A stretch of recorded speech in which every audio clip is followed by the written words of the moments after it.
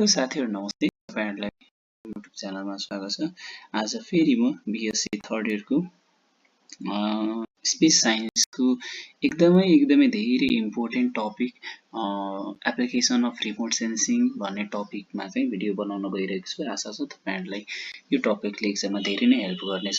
यो क्वेशन चाहिँ धेरै पटक रिपिट पनि भएको छ हाम्रो लङ क्वेशनहरुमा 8 मार्क्सको क्वेशनमा र त्यसैगरी चाहिँ हाम्रो सर्ट क्वेशनहरुमा पनि धेरै चोटि रिपिट भएको छ। त्यही भएर तपाईले चाहिँ हेल्प होस् भन्ने ढंगले मैले आज यो भिडियो बनाउन गइरहेको छु। हामी चाहिँ एप्लिकेसन अफ रिमोट सेन्सिङ भन्ने टपिकलाई चाहिँ मजाले इलाबोरेटेड फर्ममा चाहिँ पढ्नेछौँ। सुरु गरौँ। रिमोट सेन्सिङ भनेको चाहिँ के हो त भन्दाखेरि रिमोट सेन्सिङको यसभन्दा अगाडि मैले एउटा भिडियो बनाइसकेको छु। तपाईले प्लेलिस्टमा गएर हाम्रो बीएससी थर्ड इयरको स्पेस साइन्स प्लेलिस्ट चेक गर्नु होला। त्यहाँ रिमोट सेन्सिङको र त्यसको चाहिँ कसरी काम गर्छ त्यसले भन्ने बारेमा भिडियो बनाइसकेका छौं। त्यो एकपटक चेक गर्नु होला। आज हामी चाहिँ मेनली यसको एप्लिकेसनमा रिमोट सेन्सिङको चाहिँ हाम्रो डेली लाइफहरुमा के कस्तो ठाउँमा चाहिँ यो चाहिँ युज हुन्छ भन्ने बारेमा मात्रै फोकस हुने भएको भएर एप्लिकेसन अफ रिमोट सेन्सिङको बारेमा मात्रै यस भिडियोमा डिस्कस गर्नेछौँ। अब यो रिमोट सेन्सिङ चाहिँ हाम्रो धेरै फिल्डमा अहिले युज भइरहेको छ। जस्तै हाम्रो एग्रिकल्चरहरुदेखि लिएर हैन, अनि त्यसपछि यो सिटी म्यानेजमेन्टहरुदेखि लिएर हाम्रो चाहिँ फरेस्ट्रीहरुमा भयो, अनि त्यसैगरी वेटल्यान्ड म्यानेजमेन्टहरुमा भयो, ल्यान्ड म्यानेजमेन्टहरुमा भयो, यस्तो धेरै ठाउँमा चाहिँ रिमोट सेन्सिङहरु युज भइरहेको छ। यो रिमोट सेन्सिङलाई अब के कस्तो ठाउँमा कसरी चाहिँ युज हुन्छ भन्ने बारेमा चाहिँ हामी फोकस हुनेछौँ। पहिलो छ हाम्रो एग्रिकल्चरमा रिमोट सेन्सिङ चाहिँ कसरी युज हुन्छ भन्ने बारेमा छ। Agriculture plays an important role in the economy of the developed and undeveloped country, underdeveloped country है। हाम्रो चाहिँ एग्रिकल्चर भनेको agriculture is one of the backbone of the country भन्छ। कन्ट्रीको जीडीपीलाई चाहिँ एकदम हेल्प गर्ने एकदमै हाम्रो एउटा आय स्रोत चाहिँ एग्रिकल्चर पनि हो। हाम्रो त्यही माथि झन् हामी त नेपालमा बस्ने भएर नेपाललाई चाहिँ झनै हाम्रो के भन्छ त एग्रिकल्चर चाहिँ जीडीपीको एउटा हिस्सा हो भन्छौं हैन। जीडीपीको चाहिँ एउटा राम्रो आय स्रोतको रूपमा एग्रिकल्चरलाई लिन सकिन्छ। अब एग्रिकल्चरमा पनि हामीले रिमोट सेन्सिङहरुलाई चाहिँ जोड्न सक्यौं भने चाहिँ झनै हाम्रो क्रप प्रोडक्सनहरु बढ्ने अनि क्रप एल्डलाई चाहिँ बढाउन सक्छौं र यसलाई चाहिँ एग्रिकल्चरलाई ट्रेडिसनली मात्र नभएर हामीले मोडर्नाइजेसन पनि गर्न सक्छौं रिमोट सेन्सिङहरुको युज गरेर। अब यसमा चाहिँ एग्रिकल्चरमा चाहिँ स्याटेलाइट एन्ड द यो हाम्रो नेपालको कन्टेन्टमा चाहिँ अलिकति कम युज भएको छ रिमोट सेन्सिङ, त्यति खासै राम्रोसँग युज भएको छैन। तर जस्तो हाम्रो डेभलप्ड कन्ट्रीहरु छन् जुन जस्तो जर्मनीहरु अनि युरोपियन कन्ट्रीहरुतिर भयो, त्यतातिर युक्रेनहरुतिर भयो, त्यसमा हामीले हेर्ने हो भने रिमोट सेन्सिङ चाहिँ एकदमै धेरै युज भएको छ। त्यहाँ चाहिँ ठूलो चाहिँ जमिनमा एकलौटी जमिनमा चाहिँ एग्रिकल्चर गरिन्छ। त्यो एग्रिकल्चरमा पनि अब टेक्नोलोजीहरुको चाहिँ बढी युज गरिन्छ अनि त्यो टेक्नोलोजीको बढी युज हुने भएर त्यहाँ चाहिँ क्रप प्रोडक्सनहरु बढी छ। मासमा चाहिँ क्रप प्रोडक्सनहरु हुन्छ। त्यो क्रप प्रोडक्सनले चाहिँ जम्मै कन्ट्रीको चाहिँ जति पनि हाम्रो चाहिँ एग्रिकल्चरल प्रोडक्टहरु कन्ज्युम हुने हो त्यो सबैले धानेको छ।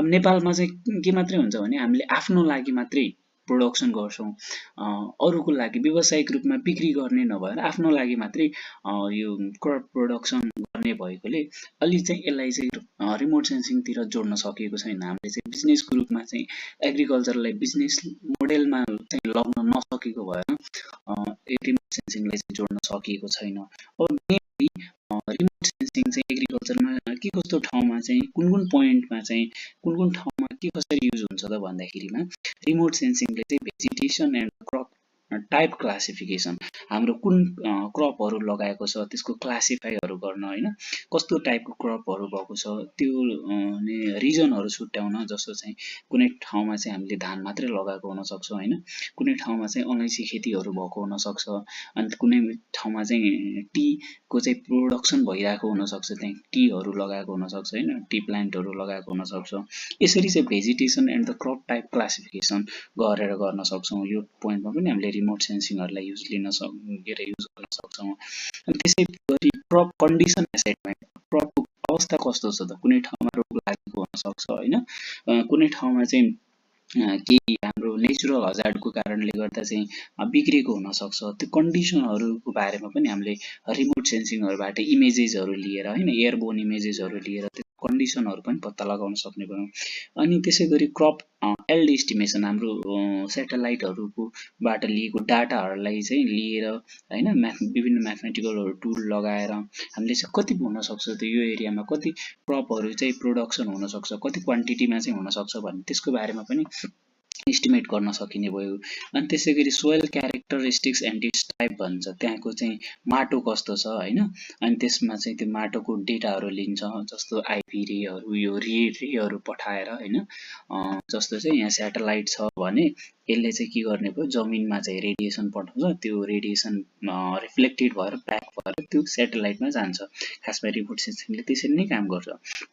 अनि त्यो ब्याक भएको आएको रेडिएसनलाई चाहिँ उसले मेजर गरेर त्यसको चाहिँ इस्टिमेट गरेर त्यसबाट चाहिँ हामीलाई एउटा डेटाहरू दिन्छ। त्यो डेटाको आधारमा हामीले के पत्ता लगाउन सक्छौँ भने त्यहाँको माटो कस्तो छ, त्यो माटोमा ह्युमिडिटी कति छ होइन, अनि त्यसमा चाहिँ हाम्रो न्युट्रिएन्ट्सहरू कति छ, त्यसको बारेमा पनि रिमोट सेन्सिङ लाई चाहिँ युज गर्न सकिन्छ।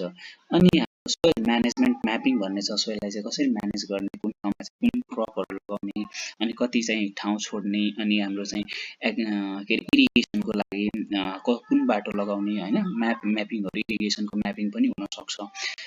यसलाई चाहिँ यस्तो यस्तो ठाउँमा चाहिँ रिमोट सेन्सिङ चाहिँ युज गर्न सकिन्छ। त्यसै गरी सोइल इरोसनहरू कुनै ठाउँमा पहिरो जान सक्ने हुनसक्छ होइन, सोइल मोइस्चरहरू सोइलमा चाहिँ वाटर क्वालिटी कति छ त्यसको बारेमा पनि रिमोट सेन्सिङहरूको युज गरेर हामीले के गर्न सक्छौँ त पत्ता लगाउन सक्छौँ भन्छ। यो त भयो हाम्रो एग्रिकल्चरको बारेमा। त्यसै गरी फोरेस्ट्रीमा पनि हामीले रिमोट सेन्सिङलाई जोड्न सक्यौँ भने चाहिँ एकदम राम्रो चाहिँ यसले के गर्न सक्छ त देशमा भएको जुन नेचुरल रिसोर्सेसहरू छ त्यसलाई चाहिँ कन्जर्भ गर्नमा हेल्प गर्न सक्छ है। रिमोट के अरे forest are the valuable ecological sources of the global interest. Forest provide the many essential things, हामीलाई चाहिँ विभिन्न कुराहरू दिन्छ, जस्तो फुडहरू भयो होइन, अनि फ्युलहरू दाउराहरू भयो, अनि हाम्रो र मेटेरियल्सहरू जस्तो फर्निचरहरू पनि हामीले फोरेस्टबाटै पाउँछौँ। त्यसै गरी त्यहाँ त हाम्रो के छ त विभिन्न हाम्रा के भन्छ जनावरहरू छन् होइन, वाइल्ड एनिमल्सहरू छन्, वाइल्ड लाइफहरू छन्, तिनीहरूलाई कसरी कन्जर्भ गर्न जताखेरि हाम्रा वाइल्ड लाइफहरू एक्सटिङ्क्ट हुँदैछन्, तिनीहरूलाई कसरी जोगाउन सकिन्छ भन्ने बारेमा पनि हामीले रिमोट सेन्सिङलाई चाहिँ युज गरेर के गर्न सक्छौँ, जोगाउन सक्छौँ भन्छ। The major forestry application of the remote sensing are the controlling forest fire. मैले आफैले देखेको है, मैले यो कुरा सानैदेखि चाहिँ देखेको छु कि अब मेरो नजिकै चाहिँ यहाँ हिल छ, हिल साइडको नजिकै बस्ने भएर मैले त्यो पाहाडमा चाहिँ हाम्रो चाहिँ यो गर्मी सिजनमा चाहिँ धेरै फोरेस्ट फायर भएको देखेको छु। प्रत्येक राति चाहिँ त्यहाँ आगो बलेको देखेको छु कि त्यो लहरै बग्लेको त्यो आगोले चाहिँ धेरै वर्षसम्म यदि यो फोरेस्ट फायरलाई कन्ट्रोल गरिएन भने त हाम्रो त डाँडा पाखाहरू त पुरै त्यहाँ त रुखै नबस्ने होइन, त्यहाँ चाहिँ हाम्रो के हुनसक्छ त एउटा डेजर्ट टाइपको एउटा स्टोन टाइपको मात्रै पाहाड भन्ने, त्यहाँ हरियो पाहाड भन्ने हामीले देख्न पाउने अवस्था छैन। त्यो त्यसलाई कन्ट्रोल कसरी गर्न सकिन्छ, कुन ठाउँमा चाहिँ हाम्रो फोरेस्ट फायरहरू बढी भइरहेको छ, त्यसका विभिन्न कजेसहरू हुन सक्छन् फोरेस्ट फायरका पनि। हाम्रो मान्छेले गरेको हुनसक्छ, अथवा हाम्रो नेचुरल्ली हाम्रो के अरे सनको टेम्परेचरको कारणले गर्दा, हिटले कारणले गर्दा पनि कहिलेकाहीँ सुकेको पातहरूमा आगो लागेर त्यो भएको हुनसक्छ होइन। त्यसलाई कन्ट्रोल कसरी गर्ने त, कुन ठाउँमा बढी भएको छ त्यसका कजेसहरू फाइन्ड आउट गरेर त्यसलाई कसरी कन्ट्रोल गर्न सकिन्छ। लाइक अहिले हाम्रो नेपालमा त अब त्यस्तो पाहाडतिर त दमकल त जाँदैन, त्यहाँ लान पनि गाह्रो छ जङ्गलको बिचमा।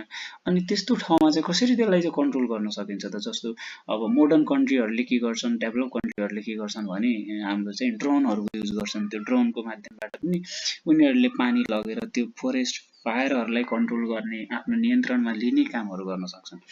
यो अवस्था नेपालमा छैन। यसलाई पनि हामीले चाहिँ यो रिमोट सेन्सिङहरूसँग जोड्यो, सेटेलाइटहरूको डेटा इमेजेसहरूसँग लियौँ, त्यसलाई चाहिँ सेटेलाइटहरूले क्याप्चर गर्छ होइन, त्यो डेटाहरूकोबाट पत्ता लगाएर यो हाम्रो फोरेस्ट फायर हुने लोकेसनहरू फाइन्ड आउट गरेर त्यसलाई कन्ट्रोल गर्न सक्यो भने हामीले आफ्नो वन जङ्गलहरू जोगाउन सक्ने भयौँ। त्यो वन जङ्गलमा बस्ने वाइल्ड लाइफहरूलाई जोगाउन सकिन्छ होइन।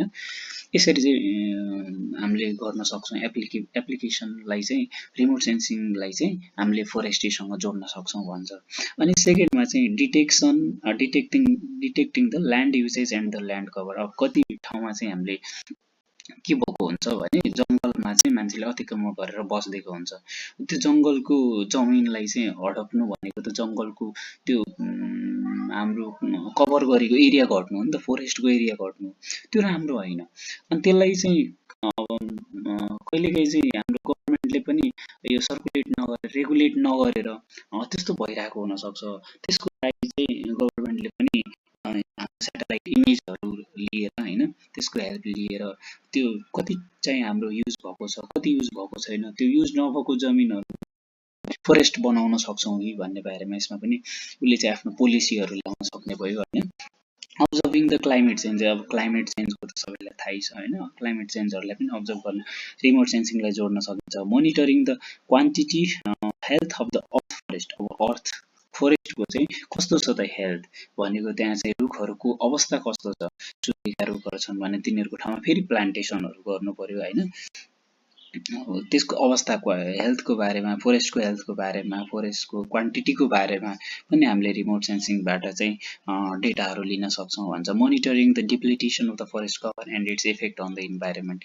फरेस्ट कभरको जुन हाम्रो फोरेस्ट चाहिँ हाम्रो डिप्लिट भइरहेको छ, यसलाई पनि कन्ट्रोल गर्न, रेगुलेट गर्न होइन, यसलाई चाहिँ रोक्न चाहिँ रिमोट सेन्सिङलाई पनि युज गर्न सकिन्छ भन्छ। Modelling for the resource management. अब रिसोर्सहरू छन् हाम्रा, तिनीहरूलाई चाहिँ कुन मोडालिटीमा लग्यो भने त्यसको बढीभन्दा बढी युज गर्न सकिन्छ। प्लस हामीले चाहिँ इन्भाइरोमेन्टलाई कसरी जोगाउन सकिन्छ, इन्भाइरोमेन्टलाई जोगाएर हामीले चाहिँ कसरी युज गर्ने भन्ने बारेमा चाहिँ पोलिसीहरू बनाउन पनि यो रिमोट सेन्सिङको डेटाले चाहिँ धेरै नै हेल्प गर्छ भन्छ।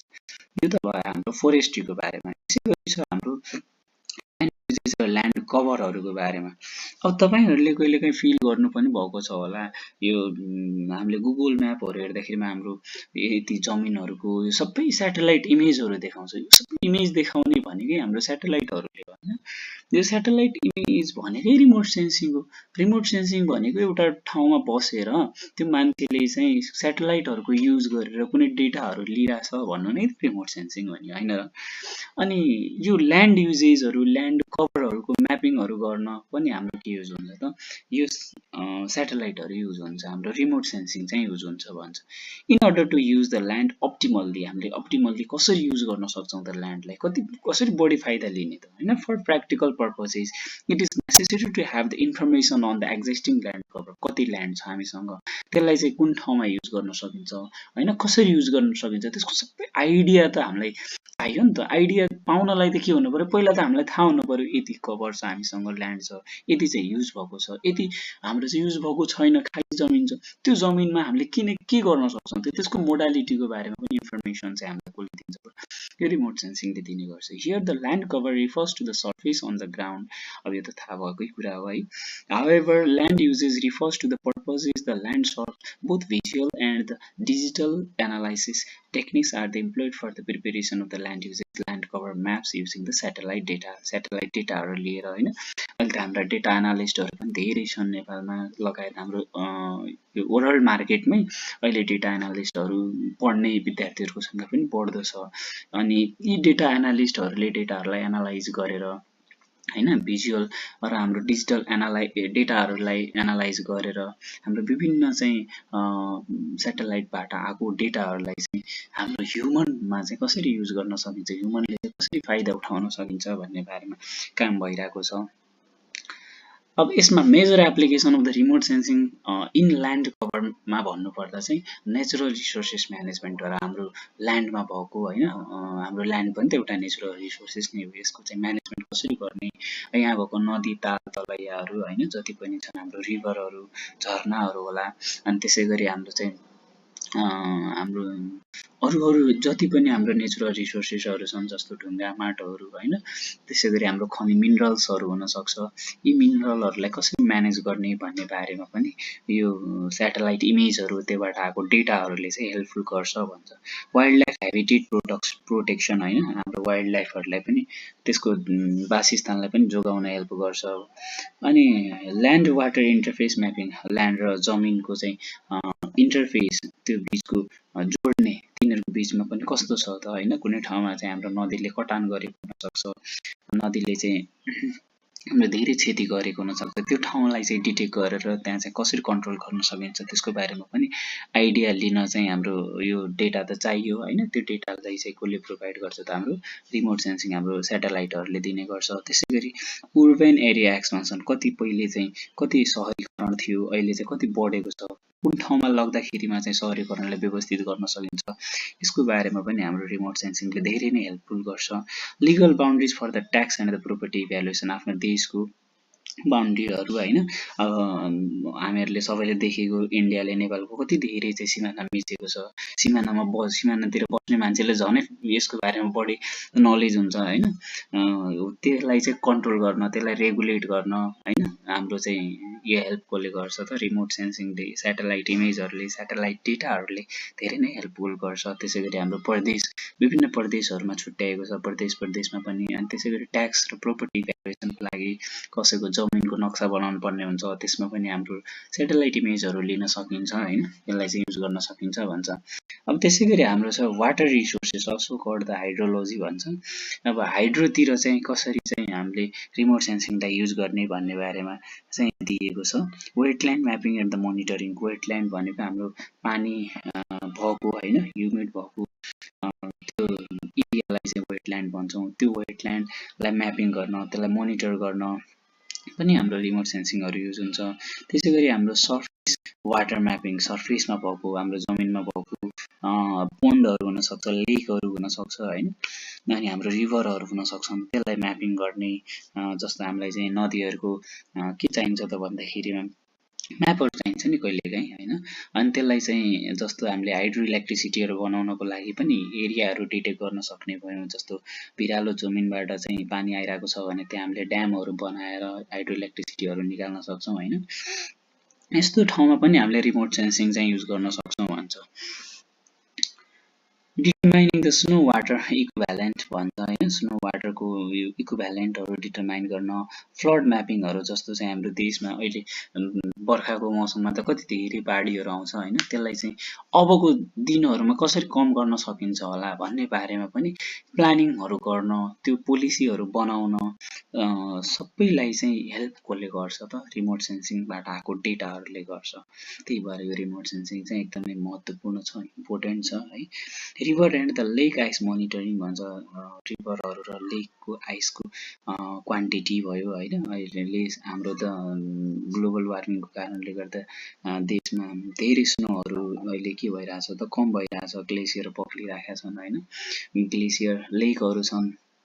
ती लेकहरू चाहिँ जमेका लेकहरू, फ्रोजन लेकहरू फुट्यो भने कति धेरै हानि नोक्सानी गर्छ, तिनीहरूलाई पनि कन्ट्रोल गर्न, मोनिटर गर्न, रेगुलेट गर्न पनि हामीले यो सेटेलाइट डेटाहरू चाहिँ लिन सक्छौँ भन्छ होइन। अनि रिभरहरू यिनीहरूलाई पनि जस्तो इरिगेसनमा लगाउन सकिने भयो रिभरहरूलाई, यिनीहरू पनि युजेस मान्छेको लागि चाहिँ युजेस गर्न सकिन्छ। रिमोट सेन्सिङ चाहिँ युज गरेर यो वाटर रिसोर्सेसहरूमा पनि युज गर्न सकिन्छ भन्छ। त्यसै गरी हाम्रो last topic, second last topic, snow and the glacier भन्छ। Snow cover is an important natural resources in the Himalayas, हाम्रो झनै देशमा हिमालय बढी भएको भएर हामीलाई चाहिँ एकदमै धेरै चाहिन्छ यो रिमोट सेन्सिङ है। स्नो र ग्लेसियरको मोनिटर गर्न, म्यापिङहरू गर्न। It can change significantly during the winter and the spring since the accessibility to the Himalaya. अब हिमालयमा त जान गाह्रो छ नि त, सबै ठाउँमा पुग्न त गाह्रो छ। अब त्यसमा हामीले कसरी त्यसको बारेमा चाहिँ स्टडी गर्ने, त्यसको बारेमा कसरी डाटा पाउने, आफै गएर मेजर गर्न गाह्रो छ। कसरी गर्न सकिन्छ त भन्दाखेरिमा रिमोट सेन्सिङहरू युज गर्न सकिन्छ होइन। Since the accessibility to the Himalayan snow cover region is the very difficult, धेरै गाह्रो छ. So remote sensing techniques have been extensively used for the snow cover monitoring in the Himalaya region. Snow cover म्यापिङहरू निकाल्न कति चाहिँ स्नोहरू चाहिँ cover गरेको छ, कति ठाउँमा चाहिँ हाम्रो स्नोहरू फैलिएको छ हैन, कति ठाउँमा चाहिँ कम भएको छ भन्ने बारेमा पनि त यसले के गर्न सक्छ त हामीलाई चाहिँ इन्फर्मेसनहरू दिन सक्छ. Snow discrimination and it's extent इटिसी can be studied through the remote sensing. In addition, remote sensing is also useful to the collect information on the various aspects of the glacial studyहरू, glacial इन्भेन्टरीहरूको बारेमा भयो, glacial mass balanceहरूको बारेमा भयो, advance and the retreat of the glacier कसरी बचाउन सकिन्छ त हामीले, तिनीलाई चाहिँ कसरी कन्ट्रोल गर्ने, तिनीहरूको पग्लेको त्यो जुन हाम्रो हुन्छ त्यसलाई चाहिँ कसरी कम गर्न सकिन्छ, यसको बारेमा पनि हाम्रो रिमोट सेन्सिङहरू चाहिँ युज गर्न सकिन्छ. Mapping and the modelling of the deep क्र्याकहरू आएको चाहिँ हुन सक्छन् हैन हाम्रो हिमालयहरूमा. अब त्यसले चाहिँ हाम्रो हिम पहिरोहरू ल्याउन सक्ने अवस्था हुन सक्छ. त्यो हिम पहिरो ल्याएर जुन ठाउँमा क्षति गर्ने त्यहाँ भएको मान्छेलाई इन्फर्म गराएर अर्को ठाउँमा सारेर हामीले त्यो हुन सक्ने क्षतिलाई कम गर्न सक्छौँ नि त है. यसमा पनि युज गर्न सकिन्छ भन्छ. अनि वेटल्यान्ड म्यानेजमेन्ट, वेटल्यान्ड भनेको त सबैलाई थाहै छ है, those area which are the wet for the some period of the time, केही टाइमको लागि चाहिँ हाम्रो वेट हुने पानी भएको अवस्था, धापिलो क्षेत्र भन्छ, दलदल क्षेत्र हैन, but not necessary permanently wet सधैँभरि हुन सक्ने त्यो नहुन पनि सक्छ है. The satellite remote sensing is very useful technique for the inventorying, mapping and the monitoring of the wetland ecosystem through its covers and the multispectral character and the repetitive nature. Remote sensing also with the GIS भनेको geographic information system भन्छ, GISसँग पनि जोड्न सकिन्छ. यो GIS पनि हाम्रो मलाई लाग्छ फिजिक्स पढ्ने विद्यार्थीले GIS को बारेमा पनि सिकेको चाहिँ राम्रो. एकदमै धेरै चाहिँ अहिले मोडर्न मार्केटमा चाहिँ एकदम धेरै युज भएको चाहिँ छ यो GIS है. हाम्रो सिक्न त्यति गाह्रो पनि छैन, हामीले विभिन्न युट्युबहरूबाट भिडियोजहरूबाट पनि सिक्न सक्छौँ. त्यहाँ एप्लिकेसनहरू पाउँछ, हामीले त्यो एप्लिकेसनहरू चलाएर GIS को बारेमा पनि सिक्दा चाहिँ राम्रो. एकदमै धेरै यो स्किल चाहिँ अहिले मार्केटमा चाहिँ जरुरत परिराखेको छ. GIS को बारेमा सिकेको मान्छे चाहिँ अहिले जरुरी छ. Is the only cost effective and the reliable technology for the effective monitoring and the management of the wetland resources भन्छ. ओके, आज हामीले चाहिँ रिमोट सेन्सिङको एप्लिकेसनहरूको बारेमा चाहिँ डिस्कस गऱ्यौँ. आगामी दिनहरूमा यसरी नै भिडियो आइराख्नेछन्. हाम्रो तपाईहरुले चाहिँ यो युट्युब च्यानललाई सब्स्क्राइब गरेर सहयोग गरिदिनु होला. त्यसैगरी आफ्नो साथीहरूलाई पनि शेयर गर्न नबिर्सिनु होला है. तपाईहरुको साथ सपोर्ट पाइयो भने चाहिँ यसरी नै भिडियो बनाउने मोटिभेसन पनि आउँछ. आगामी दिनहरूमा भिडियो पनि आउँछन्, नयाँ भिडियोहरू आइराख्छन्.